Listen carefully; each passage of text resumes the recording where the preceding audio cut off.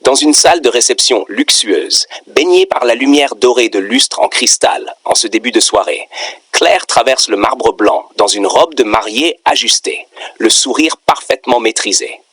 Autour d'elle, les invités rien, les coupes de champagne teintent, un quatuor à cordes joue une valse discrète, mais ses yeux restent fixés sur Adrien, élégant dans son costume sur mesure, qui lui tend la main avec une affection apparemment sincère. Elle dépose un baiser léger sur ses lèvres, murmurant assez fort pour que les proches entendent. Je n'aurais jamais imaginé être aussi heureuse, tout en gardant la mâchoire crispée une fraction de seconde de trop. La caméra capte le micro-mouvement de ses doigts se resserrant sur le bouquet, ses phalanges blanchissant, alors qu'un serveur passe derrière elle, déposant un téléphone verrouillé sur une console de verre. Le regard de Claire suit l'appareil une seconde, un calcul froid traversant ses yeux avant qu'elle ne se retourne vers les invités, riant avec une chaleur parfaitement jouée.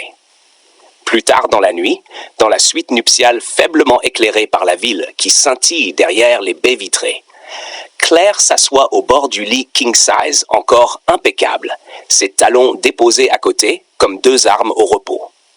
Adrien, légèrement ivre, défait son nœud de cravate en riant, laissant tomber sa montre de luxe sur la table de nuit, sans voir que Claire note précisément où elle atterrit.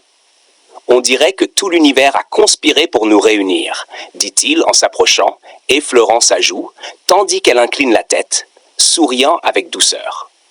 Lorsqu'il disparaît dans la salle de bain, fredonnant sous la douche, elle se redresse brusquement, attrape sa montre, l'observe à contre-jour en repérant un discret numéro de série. Elle sort furtivement son téléphone de sous l'oreiller, photographie la montre et les documents dépassant d'un porte-documents en cuir posé sur le bureau, avant de tout remettre en place à la seconde où l'eau s'arrête. Un matin, quelques semaines plus tard, dans la cuisine design inondée de lumière froide, Claire se tient devant l'îlot central immaculé, un mug de café fumant entre les mains, tandis qu'Adrien consulte distraitement des dossiers sur sa tablette.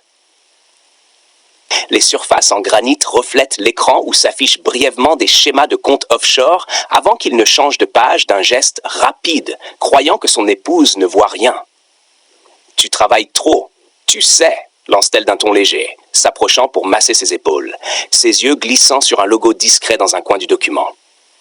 Il sourit sans lever le regard. « Encore quelques mois, et on pourra disparaître sur un yacht, loin de tout ça. »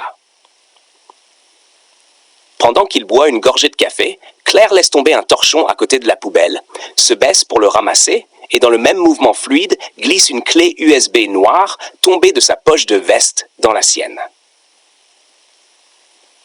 Dans le bureau feutré d'Adrien, en fin d'après-midi, les rideaux mi-clos créent des bandes d'ombre sur les bibliothèques en bois sombre et l'odeur du cuir des fauteuils flotte lourdement dans l'air.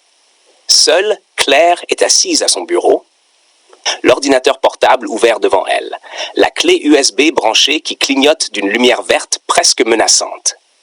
Ses yeux parcourent rapidement des dossiers cryptés, des preuves de détournement de fonds, de transactions illégales, de noms dissimulés derrière des sociétés écrans. « Alors c'est là que tu caches tout !» murmure-t-elle pour elle-même, la voix basse et glaciale, tout en transférant silencieusement les fichiers sur un disque dur externe qu'elle sort de la doublure de sa veste. Un craquement dans le couloir la fige. Elle retire la clé d'un geste sec, referme brutalement le PC et se lève, attrapant un livre au hasard pour se poster près de la fenêtre, comme si elle lisait, juste avant que la poignée ne tourne et qu'Adrien ne passe la tête par l'entrebâillement, souriant. « Je t'empêche pas de t'ennuyer au moins ?» En début de soirée, dans un restaurant étoilé, aux lumières tamisées et aux tables nappées de blanc, le cliquetis délicat des couverts se mêle au murmure des conversations feutrées, tandis que Claire et Adrien dînent face à face. Claire, dans une robe noire simple mais parfaitement coupée, joue distraitement avec sa fourchette, ses yeux semblant parfois se perdre derrière Adrien, vers la silhouette discrète d'un homme en costume gris assis au bar. « Tu es ailleurs ce soir », constate Adrien en posant sa main sur la sienne, son regard se durcissant imperceptiblement. « J'ai juste la tête pleine de projets », répond-elle avec un sourire mesuré, serrant brièvement sa main avant de la retirer pour prendre son verre de vin. Lorsque Adrien se penche pour répondre à un SMS, le léger vibrement de son téléphone sur la table, Claire échange un regard précis avec l'homme au bar, qui incline subtilement la tête. Un frisson d'adrénaline passe dans son dos, alors qu'elle se rend compte qu'elle n'est plus seule dans ce jeu. Dans le parking souterrain du restaurant, peu après, l'air est plus froid, résonnant de bourdonnements de néons et d'échos métalliques de portes qui se referment, tandis que les phares de voiture tracent des éclairs mouvants sur les piliers en béton. Claire marche à côté d'Adrien vers leur berline noire, son talon claquant sur le sol, son sac serré contre elle, alors qu'un courant de tension invisible semble s'installer entre eux. « On dirait que quelqu'un te suit », lâche soudain Adrien sans se retourner, sa voix soudain dénuée de chaleur, ce qui la fait ralentir imperceptiblement. Elle répond avec un rire forcé. « Tu deviens paranoïaque, c'est ton travail qui te monte à la tête. » Au moment où il appuie sur la télécommande de la voiture, un portail latéral s'ouvre derrière eux et deux hommes en costume sombre émergent de l'ombre, leur démarche synchronisée, faisant se raidir les épaules de Claire, alors qu'Adrien se tourne vers eux avec un sourire qu'elle ne lui a jamais vu. Froid, parfaitement sûr de lui. Dans le salon principal de leur villa, plus tard cette nuit-là, la seule lumière provient du foyer qui crépite, projetant des ombres dansantes sur les tableaux hors de prix, tandis qu'une pluie fine frappe doucement les baies vitrées. Adrien est debout près de la cheminée, un verre de whisky à la main, regardant les flammes, tandis que Claire se tient au centre de la pièce, encore en manteau, les cheveux un peu humides, le regard tranchant. « Tu pensais vraiment pouvoir me doubler avec ces petits fichiers, Claire ?» demande-t-il calmement sans se retourner, faisant se contracter sa gorge. Elle serre les dents, la main glissant lentement dans la doublure de son manteau vers une clé USB cachée. « Et toi, tu pensais que j'avais épousé un homme sans vérifier avec qui je m'alliais ?» Un silence pesant suit, brisé uniquement par le crépitement du feu, jusqu'à ce qu'il pose son verre et se tourne enfin, dévoilant sur la table basse une série de photos imprimées d'elle en rendez-vous avec l'homme au costume gris, qu'il pousse du bout des doigts en disant « Tu n'es pas la seule à avoir une stratégie ». Dans le même salon, quelques instants plus tard, l'atmosphère explose alors qu'Adrien s'avance, et Claire retire d'un geste sec la clé USB, son métal brillant dans la lueur du feu comme une preuve à charge. « Ces comptes, ces transferts, tu ne pourras plus les cacher », dit-elle, la voix tremblante mais ferme, en brandissant l'objet entre eux comme une arme. Adrien éclate d'un rire bref et sans joie. « Tu crois vraiment que tout repose là-dessus ? C'était un appât pour voir jusqu'où tu irais.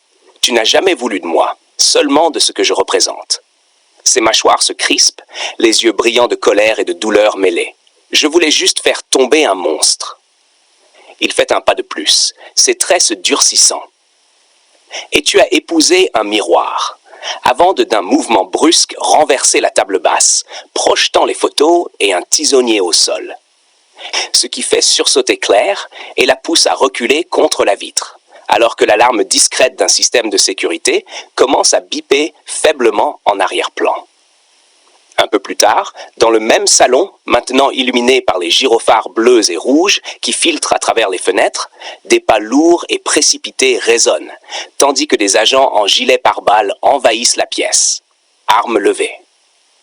Claire se tient à genoux près du canapé, menottes aux poignets, les cheveux en désordre, le visage ravagé entre larmes et rage contenue. Tandis qu'Adrien, parfaitement calme, est assis dans un fauteuil, les mains derrière la tête, un sourire minuscule aux lèvres. « Madame Lenoir, vous êtes en état d'arrestation pour complicité de blanchiment et association de malfaiteurs », annonce un inspecteur sans la regarder vraiment, concentré sur les documents éparpillés et les écrans encore allumés. « Vous ne comprenez pas ? C'est lui le cerveau. Je travaillais avec vos services, » crie-t-elle, sa voix se brisant, cherchant du regard le moindre signe de reconnaissance. Adrien baisse enfin les yeux vers elle et murmure, à peine audible sous le chaos. « Dans ce genre de guerre, celle qui croit encore à la vérité perd toujours, tandis qu'un agent la relève brutalement et que le monde qu'elle pensait contrôler s'écroule définitivement autour d'elle. »